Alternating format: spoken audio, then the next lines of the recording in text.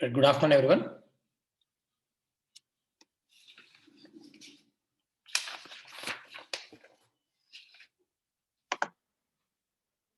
Good afternoon, sir. Good afternoon, Sunil. Sir, wait, one request.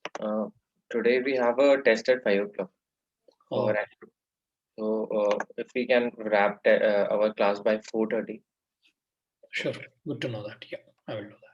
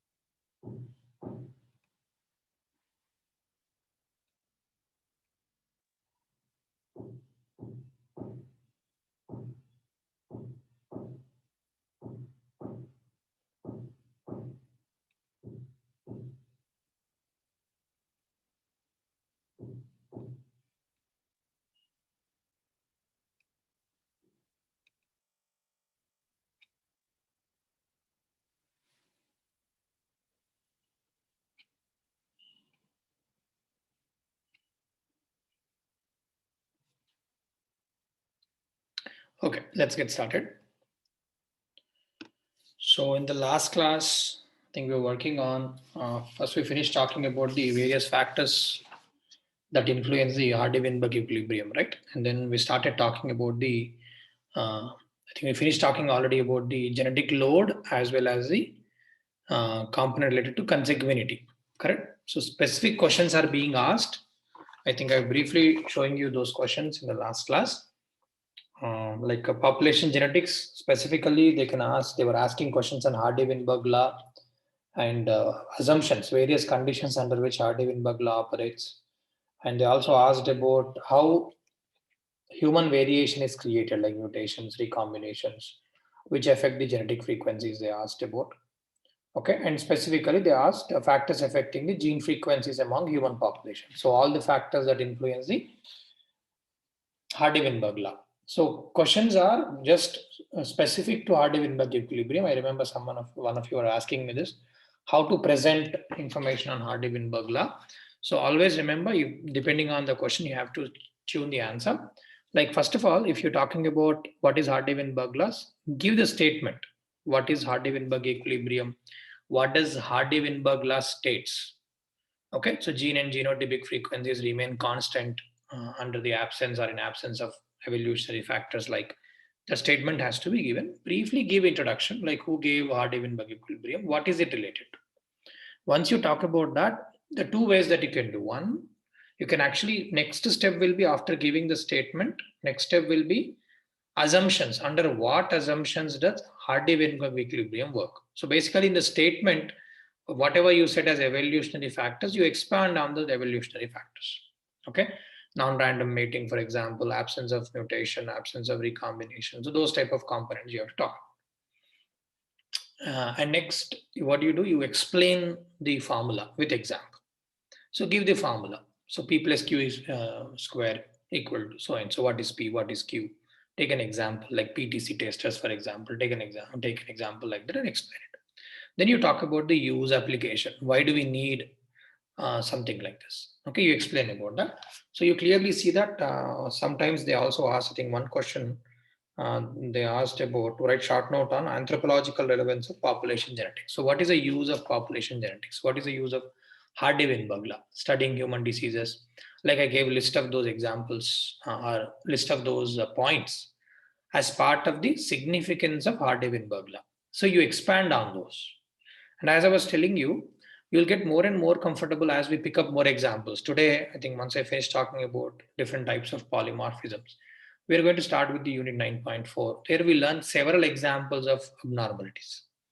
You can pick up those type of examples and connect them, like for example, in population genetics. What is the point in talking about population genetics? Why are we more worried about groups of people? Genetic abnormalities. What do you do with it? You will have better understanding about what's causing the problem. And we know what is the disease burden rate in a given population. How do you deal with it? In 9.1, we'll talk about methods. So what methods? Karyotyping method, for example. We have different methods that can be used in dealing with the diseases. So your information, your knowledge should come from combinations of units. But here we are talking about bit by bit, so you may not be able to answer them effectively already now. Okay, I hope it is making sense. You will see that once we move across few more units, the way you present the information will get little better. Okay, the answer writing will also gets better because now you have better knowledge and then you'll be able to present that information in connection with examples, in connection with methods. So for that, we have to wait for a few more units to write those efficient answers. Okay, so right. But go through the list of questions given in the booklet to you, and based on our discussions in the class, if you're unsure about what to write for a given question, because the best part about anthropology optional is the repetition of questions. So see if you're able to answer those questions that are part of the booklet that is given. Okay. So after every chapter, do that. After every unit, after we finish talking about it, wherever you're unsure, look, I'm picking up examples of questions. But if you feel that there are a few questions where you don't know what to write, do let me know. So I'll help you with that. Okay, genetic polymorphism. I think genetic load we finished talking about. Direct questions are being given in genetic load. I think I already mentioned that what is genetic load, what influences it. Okay, and what do you understand by genetic load? How is it measured? So these are the three themes they're asking: genetic load, calculation of genetic load, factors influencing genetic load, which we covered, right? So genetic polymorphism is the next theme in this unit, 9.3. We started talking about genetic polymorphism in the last class. If you see the way questions are asked, asking to define genetic polymorphism, I'm going to share IGNOU material on this as well. Okay, there few definitions are given. So you now have the concept. So you can cite those examples, cite those people and how they have defined genetic polymorphism. To begin with, I'll show you that. So give details of types with suitable examples. There are two ways you can look into types. In the last class, we talked about the type. We talked about the levels of genetic polymorphism. Don't get confused between types and levels of genetic polymorphism. Levels means at what level does genetic polymorphism can happen. Polymorphism can happen at cellular level. We talked about ABO blood groups, correct? And polymorphism can happen at the protein level. Hemoglobin variants, I was talking to you. You didn't learn much about hemoglobin variants. In today's class, we are going to talk about few of them. But in other classes, we are going to learn more about hemoglobin variation. Biochemical genetics, we are going to spend time talking about how different methods are used in understanding variation in hemoglobin. So that is also protein level variation, protein level polymorphism, correct? Like that we talked about. And also in the last class, we discussed about the specific types of polymorphisms as well, correct? Yeah.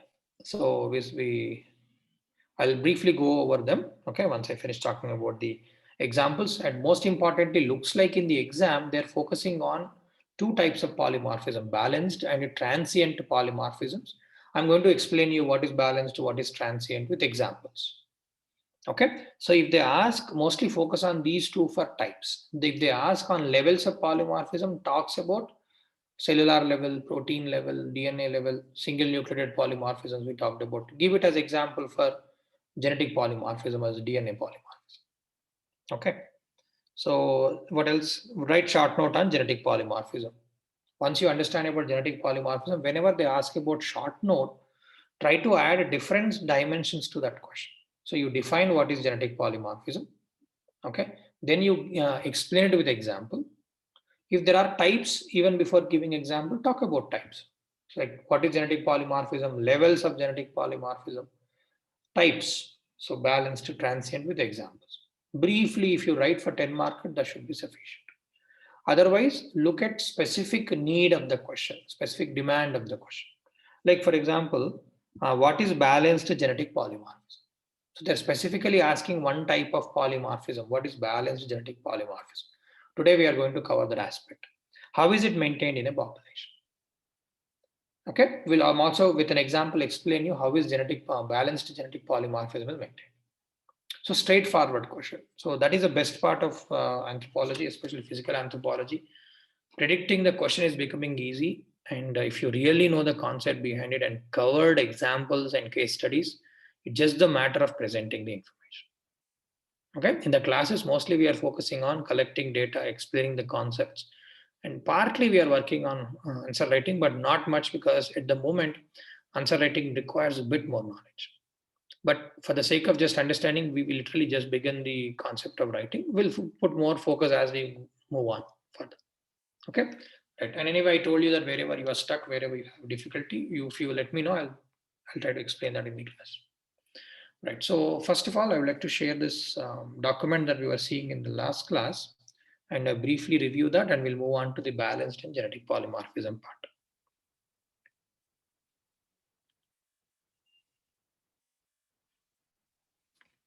Okay, so this is what we were talking in the last class. I posted these documents already to you, right?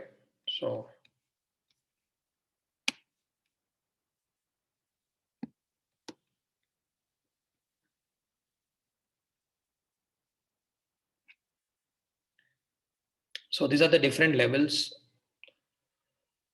So we talked about single nucleotide polymorphism as part of the genetic polymorphism type. So DNA level polymorphism, single change, mutation happens, but it gets maintained. Towards the end in this document, I also briefly talked about if there is a difference between mutation and polymorphism. This is one likely question, but I have not seen this question already, may or may not come in the exam, but be aware about the difference between mutation and polymorphism. Okay, so here we talked about single nucleotide polymorphism. So one letter change, many genetic diseases, and several regions in our DNA seems to have that single nucleotide change.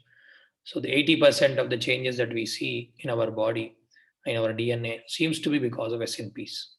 Correct? In connection with that, we also talk about what is called genetic markers, the region where this SNP is present, this mutation is present, for example, but this region is associated with a disease.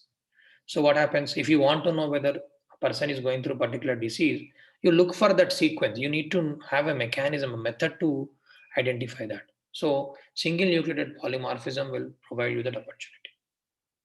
Okay, so we'll talk about that when I discuss about diagnostics, DNA technology in medicine. We'll see how SNPs are used in diagnostics. Pharmacogenomics is, I was talking to you, personalized medicine. So using this type of changes and defining what medicine works better on a given individual based on their genotypic sequences. Okay, so it's matching the drugs and using them efficiently based on the knowledge of genome sequences. So meaning instead of just randomly giving cancer drug for every other person, if we can actually filter them out, if this drug is working, this is going to work better or not on an individual. How do you know that? So people might have worked on, scientists might have worked on certain genetic sequences, and if these sequences help in treating better, like if the given cancer drug works better with this individual or not, because he's carrying so-and-so genetic sequence. So we're trying to find that correlation. If a person is having a sequence and which is defining whether given drug works better or not. Nowadays, we are using that combination of information coming from genetics, genomic sequences, and pharmacology. That is what is, that is what we talked about as part of pharmacogenomics, pharmacology plus genomics. This is a new and upcoming field. Be aware, this type of information adds the value to your answer where relevant. DNA technology in medicine also, you can talk about pharmacogenomics as part of it. Next, we talked about polymorphism with respect to the variation in numbers. Same genetic, this is also genetic polymorphism. Okay, gene sequence is duplicated, for example. Instead of having one gene, you may have multiple genes. Multiple genes means sometimes multiple or more protein. So it can affect functioning of our body as well. So this can also be part of genetic polymorphism. This is called copy number. Copy means one copy of the gene. Duplication results in multiple copies of the genes. Third one we talked about is restriction fragment length polymorphism, or in short, we call it RFLP. So for this, you need to know what is restriction enzyme. What is restriction enzyme? Can you tell me what is restriction enzyme?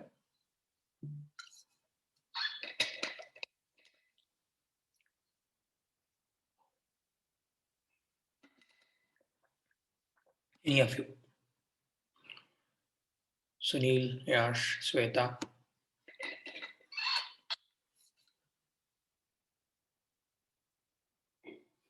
Sir, it restricts the length of the sequence. Okay, so what do you mean by restricts? It stops it there, or what does it do? Yes, it stops it there. Okay, is that true, Sweta, Yash? Restriction enzyme is like a scissor. It cuts the DNA sequence. Yeah. We'll talk about it in Example of Unit 1.1. Yes, I talked about a rope. You cut it, so it's like a scissor. It's like a DNA scissor. It cuts the DNA sequence. Okay, a great tool in biotechnology. So it's like a scissor. It's basically an enzyme. To simplify it, I was referring it to as a scissor. And even in textbooks, they use the word scissors for it. So these are like molecular scissors. If this is a rope, you cut it.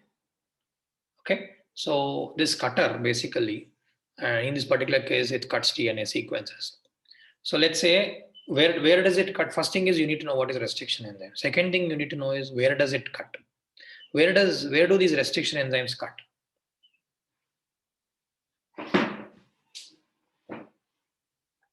Do they cut randomly anywhere, like any scissor? Okay, they cut actually at specific sites, specific places in the DNA. These are called restriction sites. We call them restriction sites, meaning there are many such cutters, many such enzymes. Each enzyme cuts at a specific sequence, meaning specific order of letters. Like for example, we have an enzyme called EcoR1. Don't worry about remembering the name now. Name is EcoR1. Okay, this enzyme cuts wherever sequence called GAATTC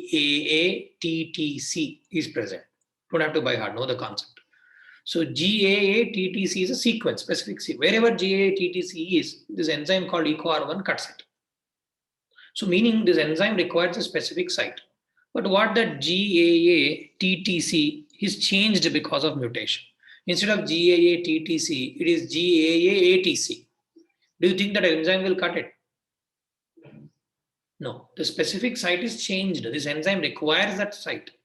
In absence of that sequence or mutation of that sequence results in elimination of that cutting site. So what happens? So in the example I was talking to you the other day, so let's say there are two sites, this one, two sites, two sequences within this sequence. Okay, so initially this enzyme can cut twice, resulting in how many fragments? 3 fragments. If you take a rope, cut it twice, 3 fragments are formed, correct?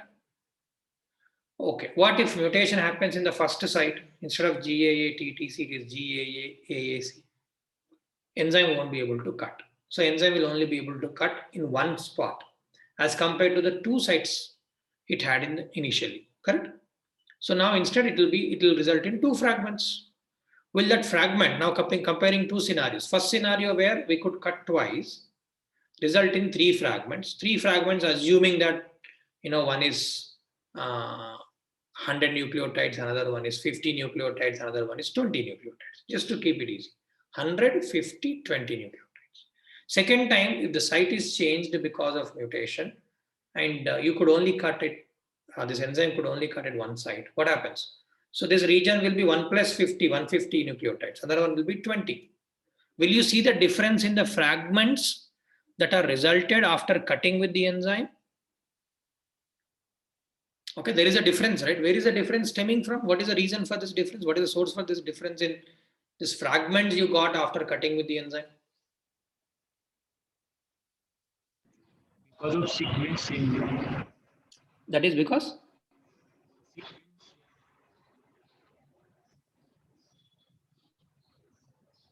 I could not hear. Yash, can you repeat that? Because of sequence of that particular gene. Has changed, right? Because of a mutation, correct? So what are we learning here? DNA sequence changes can be studied, can be measured. And one such technique is called RFLP, restriction fragment length polymorphism. Okay, you cut it, you could cut it before, you could cut it twice. Now you could only cut at one site because the other site is changed. What changed it? Mutation in it has changed, but it resulted in a polymorphism. In what sense it is polymorphism? Because of the change in the sequence, when you are cutting it, you are now able to see, initially you could see 3 parts of 3 different sizes. Now you're able to see only 2 parts. Is there a difference in the length of the fragments before and after the sequence change? Initially there was 100 nucleotides, 50 nucleotides, 20 nucleotides fragments. Now we have 150 and 20 nucleotide fragments. So there's a variation in the fragment length. That is what it's called restriction fragment length polymorphism. This concept is easy, but you need to know how it works. You need to be able to imagine it. Could you follow what caused restriction fragment length polymorphism? For these type of things, I remember Varun, I think, was asking me like what type of diagrams, because for answer writing, you also need to come up with some diagrams. For something like this, for the restriction fragment length polymorphism, exactly what I explained, you can make a diagram out of it. You can draw a line, show 2 sites, call them restriction sites 1 and 2, then draw another diagram, put an arrow mark before the first line and second line, saying that mutation has taken place. So first restriction site is gone. Now what do you have? Only second restriction site. This is what you show to begin with in the diagram. 2 lines, show 1 restriction site, second restriction site in the first line. Second line, you only show 1 restriction site.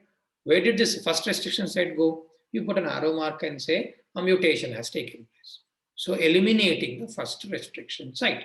Then underneath you put an arrow mark, say restriction enzymes are used. So first case, you cut it with restriction enzyme, you will receive 2 fragments and put the length, say 100, 50, 20. So you can put the 3 fragments, first one 100 nucleotides, second one 50, third one 20. On the right hand side, what do you do? Because of the mutation restriction site is eliminated, you only write 2 fragments, one with 150 nucleotides, second one with the 20 nucleotides. Do you see fragments with a different length? This is what is called restriction fragment length polymorphism. Although it is little long, we're talking about fragments resulted from cutting with restriction enzymes. And it is polymorphic because now we have variation in their presence. And this can be used as a diagnostic tool. Many scientists use it in the plants to decide what region in the plant is important for breeding, which is of less relevance to anthropology in a way. But for humans, some diseases we have where genetic mutation happens, and that mutation is part of the restriction site. So what happens? When that mutation happens, as we said, eliminated the restriction site, you can actually use it as a diagnostic tool. So because there is a fragment length differences, you say it before the mutation, let's say it's a normal condition. After mutation, it is diseased condition, genetic disease existing. How do you know? By cutting it with a restriction enzyme. When is it possible? Only when this sequence happens to be the part of restriction site. Like that, all these concepts are, one, conceptually we have to understand. Second, we need to understand where this can be used. And this is type of genetic polymorphism.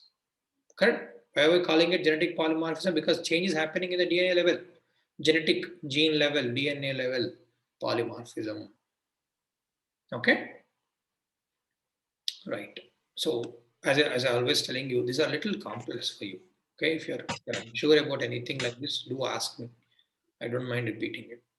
Okay, are you comfortable with this topic? RFLP, did you understand? Okay. So, Yes, Shweta. so is this connected to CRISPR-Cas9 technology? Excellent, very good question. It is not directly connected, but there is some correlation here. What is that? So in CRISPR-Cas9, it is not a restriction enzyme, but it's an enzyme that acts like this. So in that, what does it do? It actually goes and cuts wherever RNA fragment. Okay, CRISPR is a very famous topic. which is a genome editing tool. I'll briefly talk about that in DNA technology and medicine. For now, to quickly answer to you, it is like restriction enzyme, but it is not restriction enzyme. But it also has, in CRISPR-Cas9 system, Cas9 protein has a role like restriction enzyme. It can also cut DNA, but it doesn't cut where specific sequence is. It cuts wherever that guide RNA, an RNA that carries Cas9 with it and cuts it. I know if you have not read about CRISPR-Cas9, it will be like Greek and Latin to you. Don't worry. Okay, so to Shweta, what I was telling you is CRISPR-Cas9 is like restriction enzyme, but it doesn't cut very much like it. It has a different mechanism in cutting the DNA sequences. And I'll explain that as part of DNA technology and medicine. Okay. Right. Tandem repeat polymorphism. So same thing we were talking about. We are going to repeat this concept again as part of DNA fingerprinting. So be aware, I quickly mention it to you again. So we have a sequence, and some sequences in our DNA have repetitive sequences, meaning the same sequence repeats multiple times.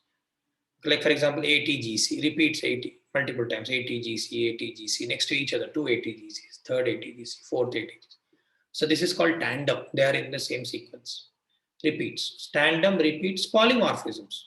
Where is a polymorphism coming from? When you're comparing in a population, a person A may carry 100 of this, another person may carry 1000 of this, another person may carry 50 of it. The number of repeats may vary. This is called variable number tandem repeats. The repetition of sequences may vary in people, resulting in what is called tandem repeat polymorphism. And these are short sequences, so they're also called short tandem repeats, very tiny, small sequences. Okay, this is what forms the basis for DNA fingerprinting that Indian government is bringing a regulation on.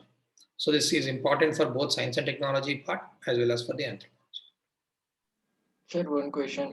In Human Genome Project, we have a 3 billion sequence, right? I mean, 3 billion nucleotide sequence. So if we cannot have a same sequence because we have VNTR. So I didn't get, what did you say? 3 what? 3? In the last class, you explained that Human Genome Project, they mapped 3 billion of nucleotide sequences. But then if every person has different VNTR, so there won't be 3 billion for everyone. I mean, it can vary with the person to person. Okay, right. Let me clarify this. One, the number is fixed. We all have 3 billion letters. There is no change to it. All humans have it. But within 3 billion letters, 99.9% are similar. I'm not saying same, similar. So that we're talking about the VNTRs being present in the 0.1% region. Overall number is not changed. Overall number is fixed. But within that overall number, 99.9%, majority of it is similar. Very small 0.1% where we have differences. Within them, VNTR is one example. So in that particular, we talk about 3 billion letters, huge amount of data, correct? And within them, few letters are changing. So it doesn't change the entire length of human DNA, no. Within that existing DNA length, we do have some differences. Okay, make sense, Sunil? Okay, right. I briefly mentioned about mutation versus polymorphism. Mutation is a cause of polymorphism, can be a cause of polymorphism. In many of these examples like RFLP, I was telling you SNPs, mutations causes them. So mutation does result in polymorphism. But the thing is, mutation can be detrimental sometimes. Talked about positive, negative, neutral mutations, correct? So mutations are maintained based on their effect on our DNA. So if it is negatively affects us, natural selection will eliminate it. So it won't be found in nature, with few exceptions. Whereas polymorphism refers to maintaining that variation in the population. So mutation is a cause. Mutation causes that problem, but polymorphism, meaning different forms of the same gene, different forms of the same DNA is maintained because they probably have some advantage to maintain. Correct? So polymorphism is in a way an effect, and mutation is the cause. And mutation is one such cause. Mutation is not the only cause of Okay, so term mutation polymorphism both denote a genetic change. For example, a single nucleated polymorphism or SNP is a mutation happened in a sequence, DNA sequence, one letter change. So are many mutations. So many other areas also mutations can happen. Mutations by themselves do not classify as polymorphism. So mutation cannot be called as polymorphism. It is called as polymorphism only when such variant alleles are present in a population. So there happens to be have A blood group, B blood group, O blood group. So we see different forms of blood groups. We call it polymorphism. Why and how did A, B blood groups have originated? From mutations in O blood group. So mutations are the cause of it, and polymorphism is the outcome of it, and not every mutation would result in polymorphism. You have to be aware about this. You have to be clear about this information. Okay, polymorphism is a DNA sequence a variation that is common in the population. A mutation, on the other hand, is any change in DNA sequence from normal sequence. Okay, and I was already telling you, if a genetic change greatly impairs health, individuals with it are unlikely to reproduce, and mutant allele remains uncommon, meaning they are not maintained in the population. On the other hand, polymorphism that does not harm health elevates risk of illness only slightly, even if it is beneficial, it is maintained in a population. Okay, so just be aware they are connected to each other. Mutation is source, polymorphism is the outcome, but not every mutation results in polymorphism. Okay, right. So this is briefly about the yes. So can you give an example for mutation and polymorphism like together? Yeah, all of these. Like for example, SNP, single nucleated polymorphism, or let's take example of RFLP we discussed today, restriction fragment length polymorphism. So I was telling you two sequences, two restriction sites. One side mutation has happened. One side mutation has happened. Okay, so eliminating the restriction site. So in a population, let's say this mutation has happened in many individuals. So resulting in two groups, one group carrying two restriction sites in that region, second group carrying one restriction site in that region. Now it becomes polymorphism because now we see individuals or groups of people in a given population carrying either one restriction site or two restriction sites, resulting in a polymorphism. Because it is kept maintaining. We are seeing that polymorphism because it kept maintained. Maybe we have benefit of it. But otherwise, people do get random mutations. You may have one mutation in your DNA, others don't have it. So this cannot be called as polymorphism because we have to have at least 1% of the population carrying it. Right? So mutations are common. We all have mutations, but these mutations may not result in polymorphism. It results in polymorphism only when at least 1% of the population maintains it and can be used to classify population into one category and the other category.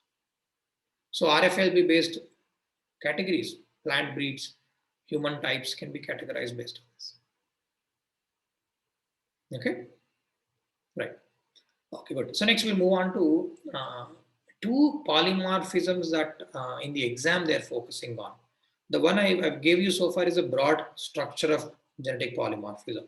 Here we talked about SNP, single nucleated polymorphism, copy number variants, RFLP, tandem repeated polymorphisms. Okay, so this is one way of classifying polymorphisms. Another way of classifying polymorphisms is, this is given in the IGNOU material that I'm going to post to you today.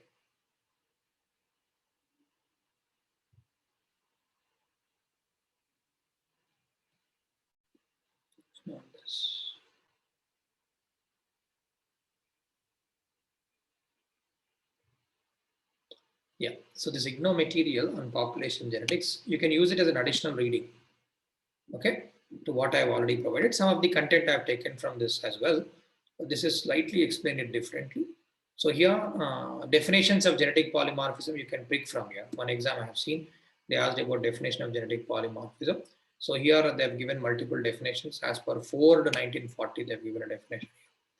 So defined as the occurrence together in the same habitat at the same time of two or more distinct forms of a species in such proportions that the rarest of them cannot be maintained just because a mutation is keep happening.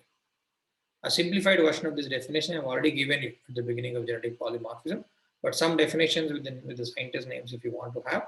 So IGNOU material is good for that. And another one given in 1971 is the occurrence of in the same population 2 or more alleles at one locus, meaning one location, each with appreciable frequency or enough frequency. Okay, so definition parts are given here, so you can use this material for that. And they clearly said the following are not the cases, examples of genetic polymorphism. Different human races are not examples of genetic polymorphism. Continuous variations, multifactorial inheritance, height, we talked about eye color, they are not examples of genetic polymorphism. Okay, some genetic diseases because of mutations are not genetic polymorphisms. So then what are genetic polymorphisms? ABO blood groups. Blood groups are genetic polymorphisms. Blood proteins, serum proteins, and we also have I think something I was talking to, hemoglobin, protein variation. So those are examples for genetic polymorphism. Cite these examples. Okay. So ABO blood group is the best example for this. Otherwise, you can give RFLP or SNPs are the other examples. Okay. So today we are going to talk about balanced as well as transient polymorphisms. So what is balanced polymorphism and what is transient polymorphism? So polymorphism, depending on mechanism, how it is maintained, can be categorized into two forms: balanced, transient. First, I'll explain you what is balanced polymorphism with example. So for now, if you want to write down polymorphism, put 2 arrows: balanced polymorphism, transient polymorphism.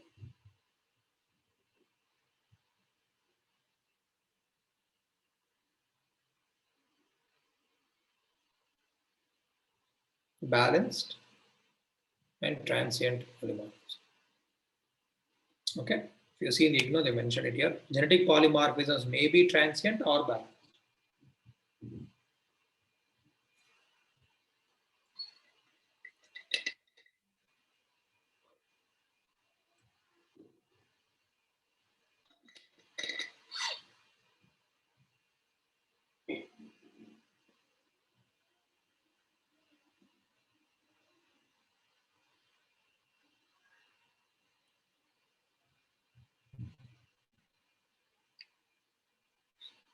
Okay. Just remind me when it's time, close to 4:20. Just give me a reminder at 4:20. Okay.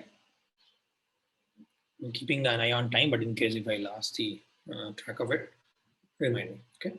Right. So genetic polymorphisms can be transient. So this is a different classification of polymorphism.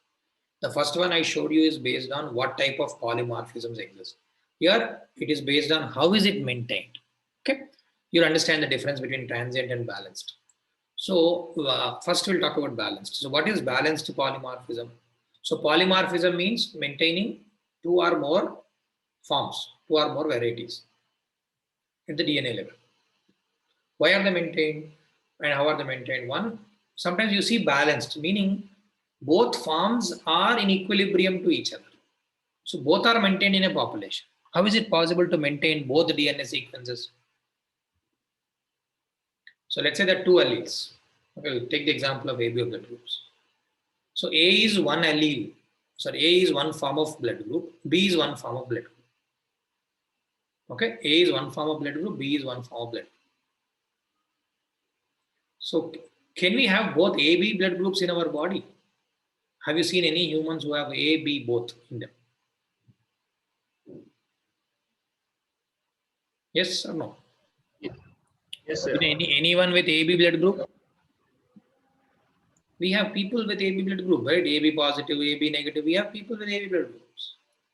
So A is one allele, B is another one. A is one form, B is another form of blood groups. Both exist together. In what conditions do they exist together? How do you call that condition where we have one A and one B? Homozygous or heterozygous condition? Heterozygous condition. Heterozygous condition. Capital T, homozygous condition. Small t, homozygous condition. One capital T, one small t, heterozygous condition. Correct. So heterozygotes.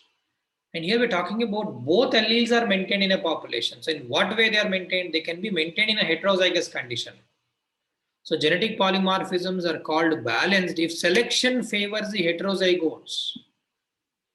So who is favored here? In this theoretical example, I don't think it's a case with AB, but I'm going to give you more examples. But as I'm picking up these example that you already know, where A blood group people exist, B blood group people. Sometimes AB blood group people also exist. So AB is maintained in heterozygous condition. Maybe because there is some advantage of that heterozygous condition. Okay, so if selection favors the heterozygotes, that polymorphism is called balanced. Both forms are maintained.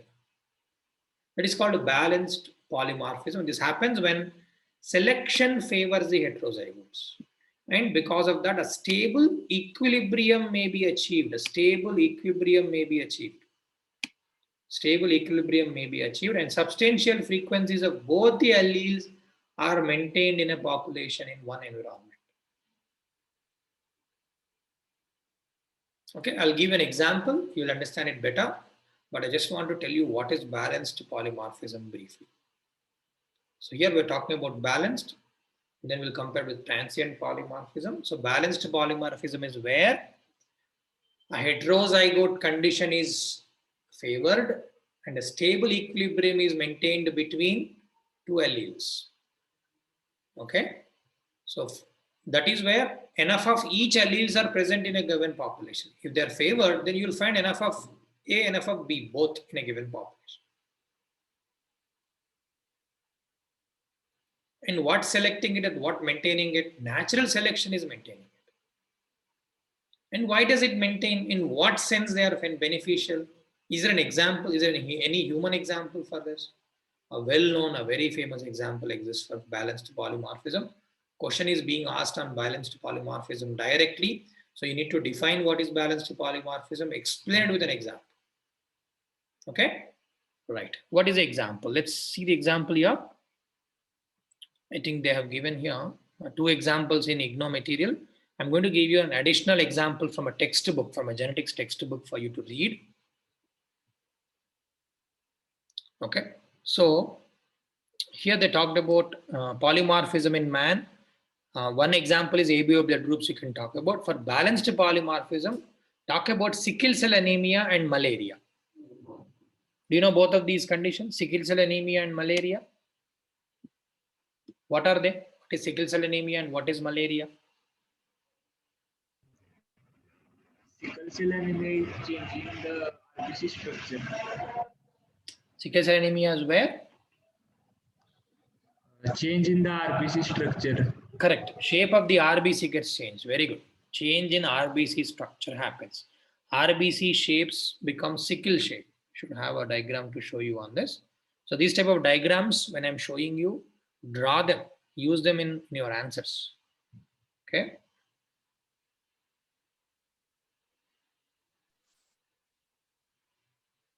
So yeah, I have a doubt. Good. So in sickle cell anemia, it is a condition of recessive allele. And what we have learned in balanced polymorphism, it is heterozygous.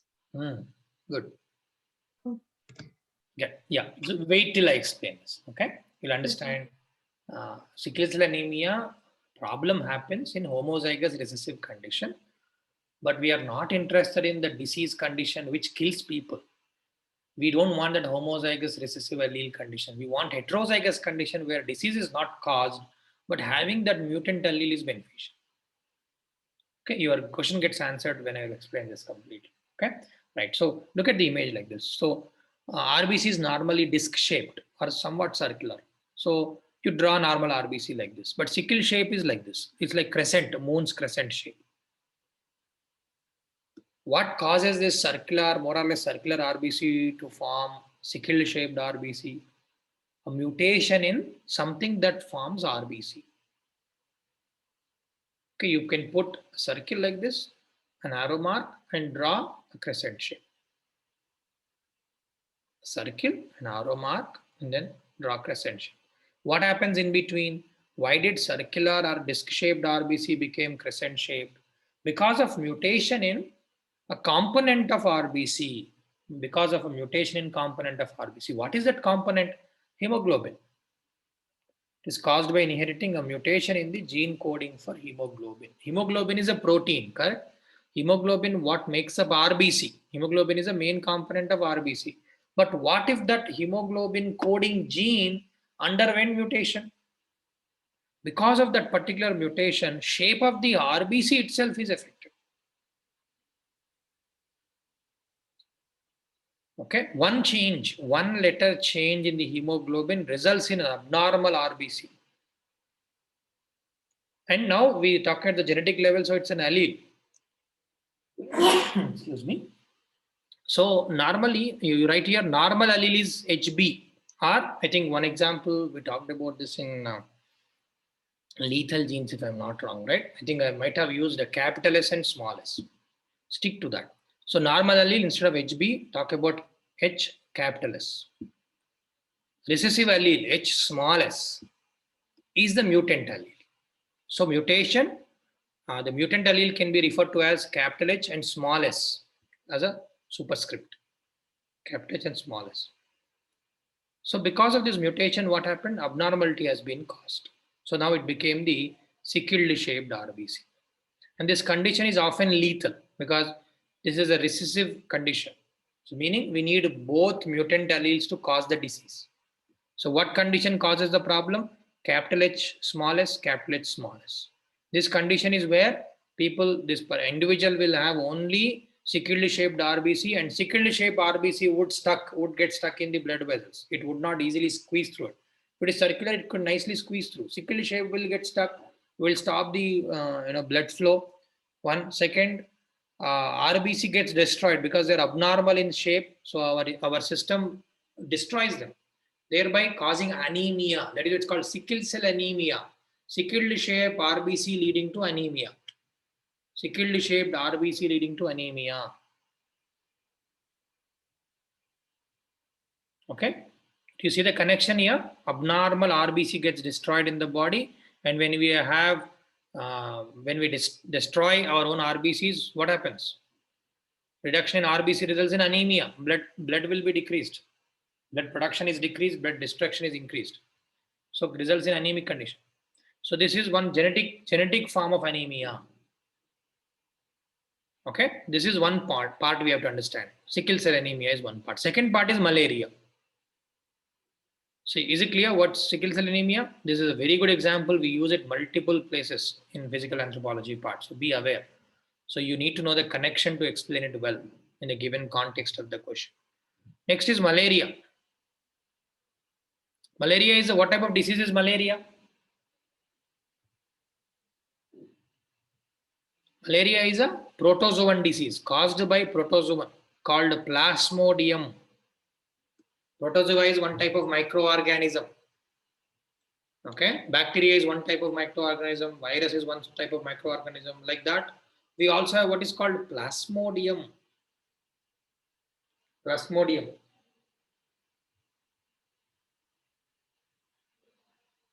Excuse me. So Plasmodium is a causative agent, but it is carried by mosquitoes, correct? So Plasmodium looks like this. It is carried by mosquitoes. So it's a mosquito-borne disease. Here, mosquito is a vector. It's a carrier. Mosquito is a vector or a carrier. But the agent, causing agent is Plasmodium.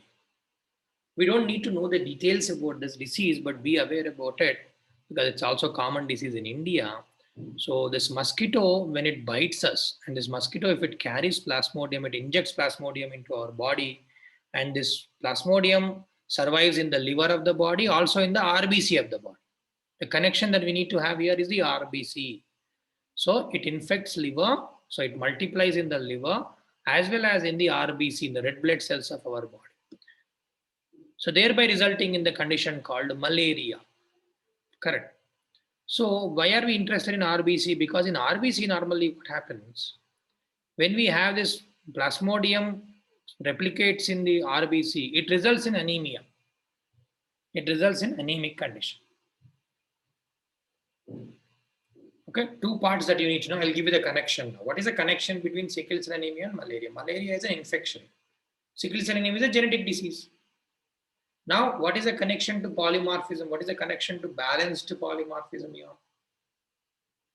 Okay, so here, this is what we learned. There is a high frequency of heterozygotes in Africa. Central Africa, and also a few European populations show higher rate of sickle cell anemia than an average incidence of this problem in the world. In Central Africa, they say 1 in 5 in Central Africans carry H capital S and H small s. So one normal allele, one mutant allele they carry. So this is unusual number for allele with severe negative effect on homozygotes. Because for any reason, if people with H small s and capital H and small s marry, they can have children who have sickle cell anemia and they die from it. So homozygotes cannot survive, but heterozygote number is seen. Okay, why is the H small s allele or a sickle cell condition is maintained at such high levels in Africa?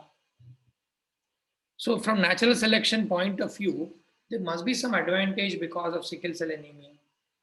And the advantage seems to be this. Okay, in these regions, either this image, I'm going to show you, share this one. This few pages from a genetics textbook I'm sharing with you to understand this balanced polymorphism. So sickle cell disease and malaria, they've nicely explained it here. So the information I've talked to you just now, you can read it from this PDF I'm going to share with you. So malaria is infection caused by parasite Plasmodium falciparum and other types. Okay, and transmitted by mosquitoes. So what happens here, and also they explained about sickle cell disease. And what happens because of sickle cell disease, people who carry one mutant, people who carry both the mutant alleles, what happens in the capital H small s condition? They cannot survive, they die of the disease. So that is definitely not good. But if they carry heterozygous, if you carry this is sickle cell anemia and heterozygous condition, capital H, capital S, capital H, small s, what happens? Do they die from this problem? So these people, this condition is called the carrier condition. They're carriers. They carry one mutant allele, one normal allele. So they will have normal types of blood because the protein will be, some of the protein will be normal. That is what is used for making RBC. So these people survive without any problem or with some minor problem. So they don't die. But having this condition provides resistance to malaria. Having sickle cell condition where it is not killing it, so it is not in the homozygous recessive condition, but in the heterozygous condition, they have an advantage from malaria. These people tend to resist the malarial infection. And in Africa, there is a severe form of malaria happens and it can kill people. You may ask, does malaria kill people? Yes, there are severe forms of malaria, especially called malarial falciparum that they have discussed in this textbook chapter. So Plasmodium falciparum causes cerebral malaria. It affects the brain, killing people, very deadly, and more common in Africa. In those regions, they found presence of sickle cell anemia in higher incidence than usual.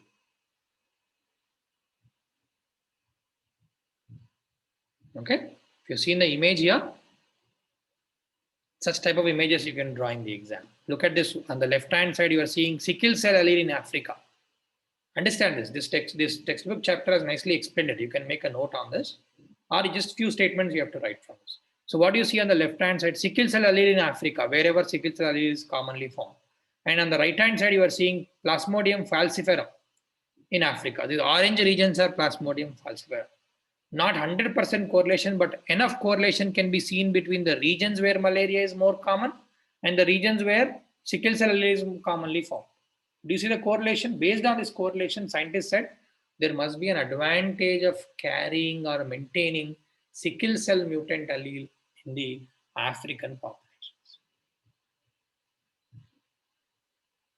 This is a great case of balanced polymorphism.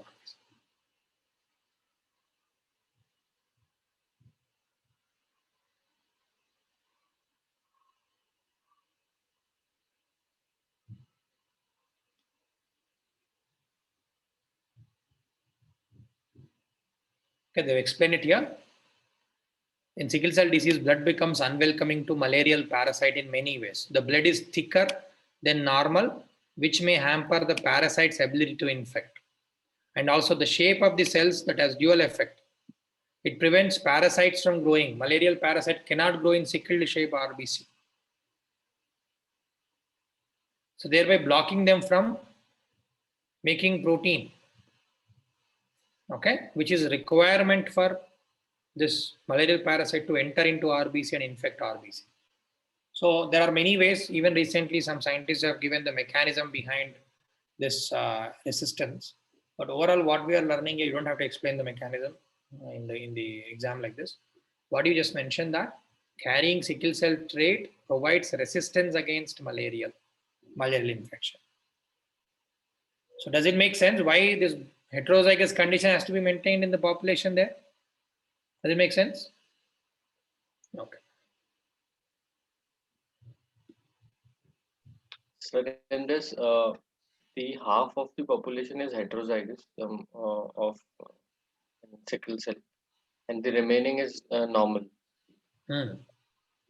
Not half. Are you talking about half of the population, or I didn't get your statement? So in Africa, let's say there are 100 people.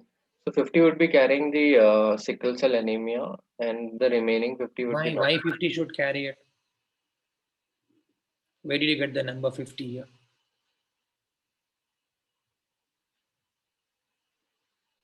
because it is balanced. No. Balance doesn't mean that the 50% of the population carry it. What they said, 1 in 5 in Central Africa. So 20% of the population carries it. Okay, don't get confused. 50 not in terms of population, 50 in terms of genotype. An individual, few of the 100 people you're saying, looks like 20 of them carry this allele in heterozygous condition.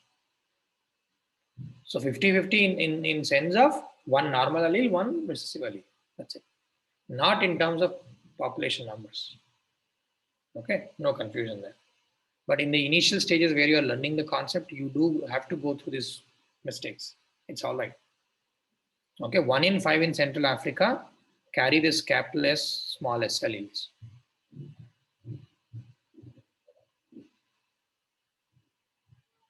Okay, so yes, and they also explain something more about this.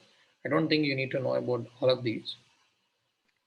Sir, does that make all the heterozygous conditions as balanced polymorphism? All genetic disease, you mean? No, sir. I'm saying all the heterozygous condition would then fall under balanced polymorphism.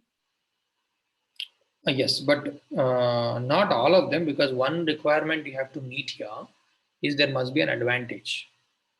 Yes, there is a disease condition, heterozygous condition, both exist, but this comes under balanced polymorphism only when this polymorphism is seen because there's an advantage.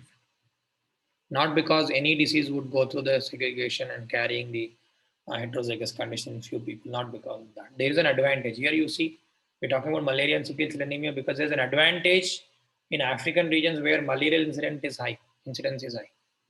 In those cases, you call it balanced polymorphism, not every other case of heterozygous condition. There are a few examples, and I don't think we need to go through all of them, but be aware, the chapter I'm going to give you, sickle cell disease or malaria is one example.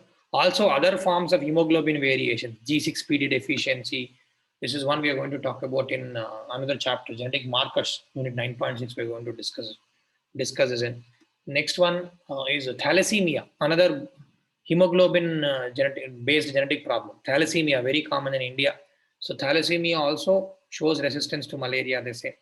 Like that phenylketonuria, remember we talked about the example, phenylketonuria, right? Metabolic disorder. So this phenylalanine seems to be toxic to fungus. So people with phenylketonuria seems to be resistant to fungal infections. Similarly, we have a genetic disease called cystic fibrosis, where mucus in these people who are affected from cystic fibrosis, carrying cystic fibrosis mutations, their mucus is very thick. And imagine their whole lung is actually packed with that thick mucus. What happens? They cannot breathe. Very, very deadly disease, cystic fibrosis.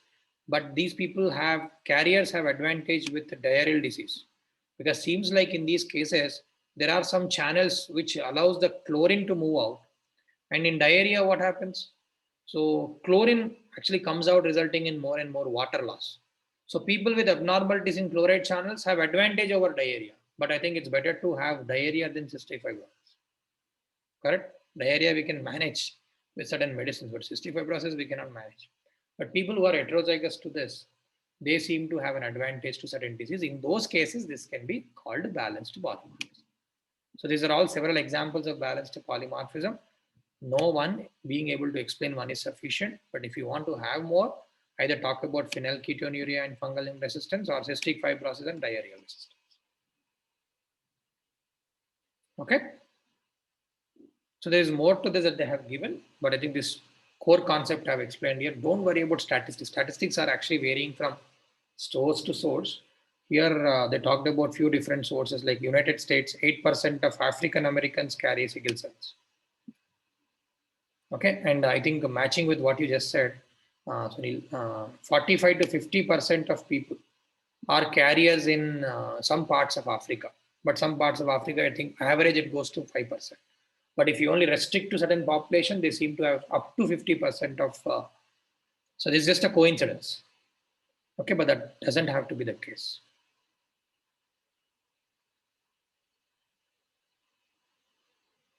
Okay, read this. I'm going to post this after the class. Read this, and you will understand the balanced morphism. But now one question, just for the future based. Do you think this incidence of sickle cell anemia will remain the same? So from the literature, what we are saying is sickle cell anemia condition is maintained high in some generations. Do you think it will be maintained like that for future generations as well in Africa? What will be the future scenario of sickle cell anemia in Africa? Will increase or will decrease? Will increase? Increase. Why? Resistance to malaria. Malaria is also high in Okay, resistance to malaria. So do you think rate of malaria is increasing in Africa? Malarial incidence increases, yes. Increase in resistance to malaria through sickle cell anemia also makes sense. But that government is taking enough measures. Malarial vaccine, anti-malarial vaccine has been brought. Malarial vaccine is there. Now we have better measures to prevent malaria. So death rate because of malaria is decreasing. Then the need for maintaining sickle cell anemia is also decreasing. They say that.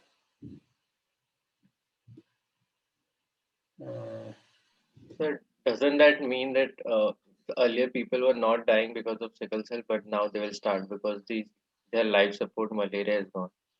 Correct. They explain it here briefly. The sickle cell allele may have been brought to Africa by people coming from Southern Arabia, India.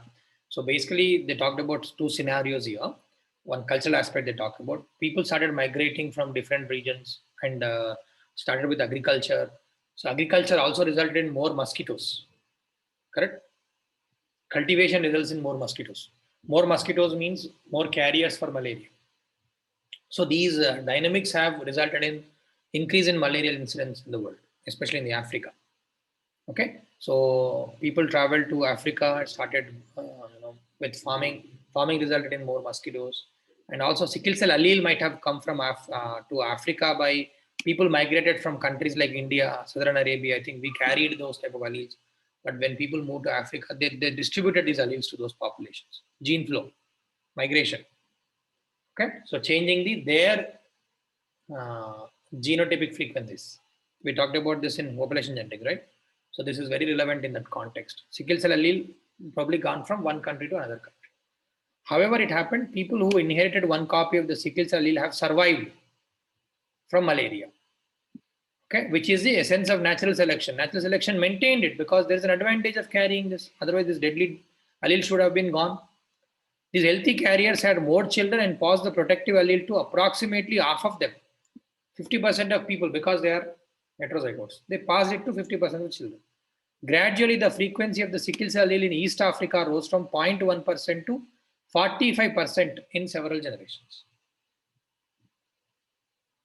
But at the cost of what? Carriers paid the price for this genetic protection. Some people, where two people got married with the same allele, homozygous condition killed them. So at the cost of homozygotes, heterozygotes survived. And at the cost of sickle cell anemia, People survived from malaria. So this is what is called a balanced polymorphism. Is that clear? Read this. The textbooks normally explain it at a length, but for the exam point of view, we have to be able to explain it briefly. But unless you gain good concept, you won't be able to summarize it well. Okay, so this is a very good source for you to read. Wherever relevant, some sources like this, just the selected pages I'm going to post for you to read. Okay, is it clear? Would you be able to answer this question on balanced polymorphism if it gets repeated in the exam?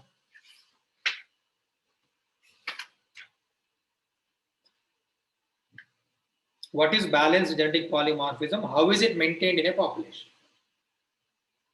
Would you be able to define what is balanced polymorphism? And how is it maintained in a population? You talk about malaria, sickle cell anemia.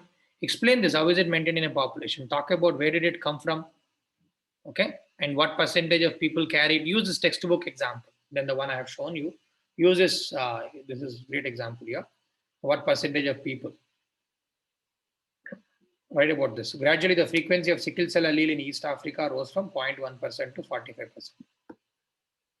So carriers died, or carriers had advantage. People in homozygous condition have died from it. So carriers are called sickle cell trait. Sickle cell trait, if you hear the term, it refers to one capital S, one small s combination. So it's a carrier condition. It is called sickle cell trait. So trait is present, but it's not the homozygous condition to causing harm. You explain. That is how balance is maintained between these alleles, capital S and small s, and balance between, balanced polymorphism is being maintained because of the selected advantage of the heterozygous. Okay, you can even draw this diagram approximately, roughly draw this sickle cell allele in Africa, Plasmodium falciparum in Africa.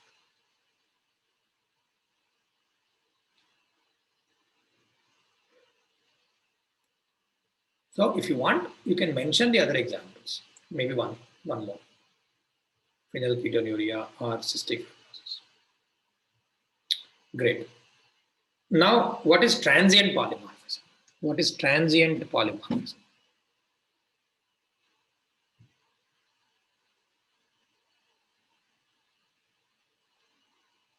So balanced means both of them are maintained. Transient means one of them is maintained. Either you have A or you have B. You will not have both.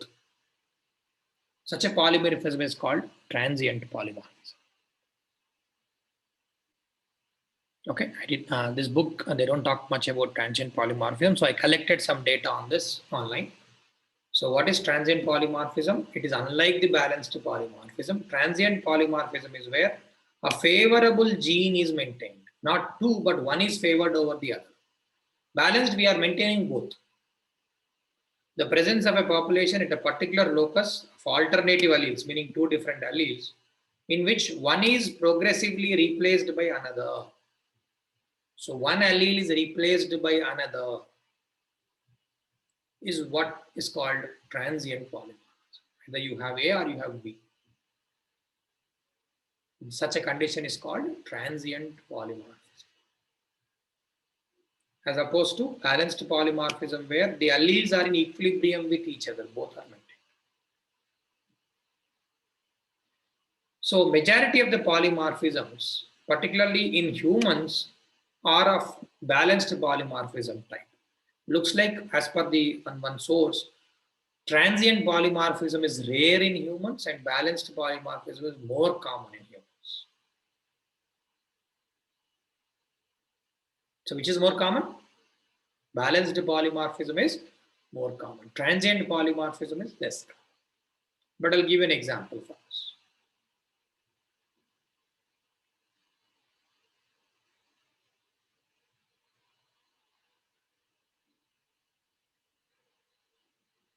Excuse me. So you can imagine any condition where one allele is better than the other allele, where transient polymorphism is relevant. So because of a mutation, imagine just theoretical condition again. Let's say A blood group is better than B blood group. Then what happens? Eventually you will find more and more people with A blood group, less people with B blood group. if there's a higher advantage of A. So selection acting against the B and acting towards the A. Such a polymorphism is called transient polymorphism. Okay, transient polymorphism is a case of an advantageous mutation that gradually fixes itself, meaning stays itself, by eliminating the other alleles. Lead to maximum frequency, can lead to a frequency of 1. So 100% is allele if the other one is not advantageous. Okay, examples. Imagine antibiotic resistance is a common, this is not a human example now. I'll give you one human example as well. Imagine antibiotic resistance in bacteria. If you keep using antibiotics, what happens? To survive, bacteria needs to somehow gain resistance to those antibiotics. Because antibiotics are those drugs which kill bacteria. If we are highly relying on antibiotics, then bacteria cannot survive. Correct? So if you keep using antibiotics to survive, this bacteria has to somehow gain antibiotic resistance. So meaning one form to another form, non-resistant bacteria, non-antibiotic resistant bacteria to antibiotic resistant bacteria will become common, because having resistance is an advantage for that bacteria, and survival, for its survival, it is necessity. So what happens? All non-resistant, non-antibiotic resistant bacteria will be replaced by antibiotic resistant bacteria. So that's a very simple case of transient polymorphism, but not in humans. I'll give you human examples.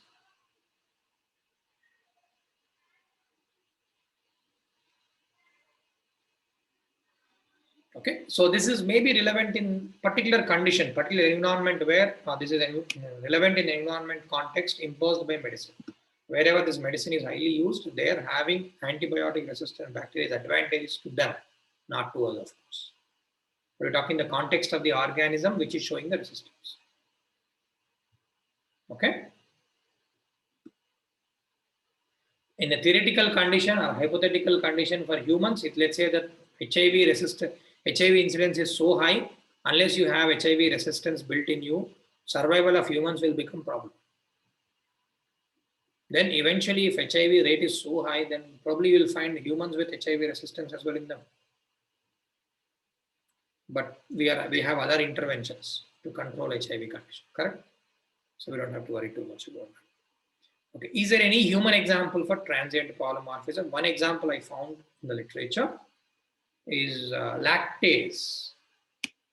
Lactase, a very interesting condition. You can use it as an example for other topics as well in physical anthropology. So did you hear about lactase enzyme? Lactase, Ase normally is a suffix for enzymes. Not all enzymes, but many enzymes have Ase, protease, nuclease, DNase, RNase, amylase. So Ase is a suffix in enzymes. Any idea what does lactase do? What type of enzyme is lactase? Do we have them? And if we have them, what do we use? What do we do with them? Digestion of milk. Digestion of milk, exactly. But milk contains lactose, sugar called lactose in it. Lactase is an enzyme that breaks down the sugar. Lactose gives us energy. So is it common to have lactase in us or not common to have lactase in us in humans? Enzyme to digest milk is common, or enzyme to digest milk is uncommon or not common? Which is more common? Common condition. Enzyme, presence of enzyme. Interestingly, that's not the case. What is natural is to not have lactase, not have active lactase. Why is that? Imagine, so I was reading this somewhere. We used to rely on mother's milk only in the initial phase of our life. First, let's say 6 months to 2 years period, we need lactase. Later, what happens? People have enough choices of food. Only those people who rely on milk seems to have lactase. In those populations which relied on milk source for the food, they seem to have a mutation in the lactase enzyme, resulting in abnormal for active lactase. Otherwise, what is natural is after 2 years of a period, the lactase enzyme gets inactivated in our bodies. But because we are also using milk as a source for protein, what happened? Abnormal condition of having active lactase is maintained in the population. So many people who kept relying on the milk as a protein source or the food source started having this variant of lactase which is active for their lifetime. But this is not normal. Although it actually makes sense to be normal, but that is not the case. Okay, and this condition seems to be example for transient polymorph. So over time, as I was telling you, we replace the inactive lactase with the active lactase. So which is more useful to us now? Having active lactase is useful to us. That is what is transient polymorphism. Inactive lactase is replaced by active lactase over a period of time. Okay, an enzyme that allows humans to digest milk sugar not only in the newborn state but also in other mammals, also in adults. These mutations have become beneficial in livestock populations, while hunter-gatherer ancestors only had the opportunities to digest the fruit sugar as adults. Okay, but they were not using the lactose to digest the milk. So lactase was not useful in hunter-gatherers, but lactase is useful in those people who survive or live on livestock. So such a polymorphism is called transient, maintaining active lactase over the inactive lactase. Okay, right. This is about transient polymorphism. So be aware about both. Being able to compare both balanced and transient is also important. So did you understand the difference? Balanced, we maintain both the alleles in equal proportions. Transient, one replaces the other. Why? Because one is advantage, the other one is not. Balanced, both one in homozygous condition, they are harmful to us, so we have to maintain heterozygous condition. So being able to explain it with examples, and if you need to compare, you should be able to compare transient versus balanced. Okay, very important, frequently asked question in the exam. So this is what I want to talk to you. I think we are close to the 4:30. Actually, I was hoping to start next unit today. So next unit, I'll briefly tell you what I'm going to do. Next, we are going to focus on 9.4. Did we finish everything in 9.3? Did we talk about everything in 9.3? After every unit, cross-check the syllabus to check whether we covered everything or not. Because sometimes you may tend to forget. So after every chapter, make sure that we covered everything on 9.3. Concept of genetic polymorphism. Is it covered? Selection and selection. Did we talk about selection? Balanced polymorphism. Role of selection, basically talking about your natural selection. How natural selection helps in maintaining balanced polymorphism, transient polymorphism, or examples. Mendelian population. Did we talk about what is Mendelian population? Hardy-Weinberg law. Causes of Hardy-Weinberg. Causes and changes. Bringing down the frequency or bringing variation in a population. Mutation, isolation, migration, selection, inbreeding, genetic drift. Did we talk about them? Okay. Consanguineous marriages, non-consanguineous mating. You talk about that. Genetic effect of consanguineous and cousin marriages. Genetic load. Did you cover everything in 9.3? Okay. So next I'm going to talk to you about 9.4. So I'll do that in the next class. Here this forms the basis, and 9.4 we have a lot of weightage in the exam. Questions are so common from this unit, next unit. 9.4, we do get a lot of questions. Okay, there we'll talk about abnormalities in our chromosomes, number changes, structural changes, examples. There is a lot of factual data, but I'm going to show you with images what abnormalities happen in chromosomal changes like Down syndrome, Klinefelter's, super females, super males. There are many specific conditions in the exam. They're asking examples of these diseases and asking to explain them. So with diagrams, we need to explain them. I'm going to focus on that next. 9.4 is the next unit. And A, B, C, D, all types of diseases. And 9.4D, we'll talk about few miscellaneous topics. Genetic imprinting and genetic screening, genetic counseling, human DNA fingerprinting, gene mapping, genome. Some of them, I think DNA profiling, something like this I'm going to cover in 12. But 9.4 will focus on diseases, and genetic counseling, genetic screening will focus mostly. And if time permits, I'll also talk about human genome studies. Okay, after that, I'm going to move to 9.1. So once we finish talking about diseases, I'm going to talk to you about methods, how to understand diseases. 9.1 will be covered after 9.4. So with that, I think leaving out 9.5, 6, 7, and 8. Okay. half of the unit 9 will be done. Okay, right. I'm going to stop the class here. So I'm going to post, I think, balanced polymorphism PDF, transient polymorphism PDF. I'm going to send it to you today. What else? I think I told you one more thing today, right? What else? I already gave you the genetic polymorphism types, categories, right? What else we discussed today? The mutation versus polymorphism also I've given you. So balanced polymorphism, transient polymorphism material I'll give you today. Okay, right? Good. Okay, right, guys. Then we'll have a class tomorrow at the same time. Right. So we'll continue with the 9. We'll start with 9.4 tomorrow. Right. Okay. Any questions before I stop the session? Good. Okay. Right. Thank you then.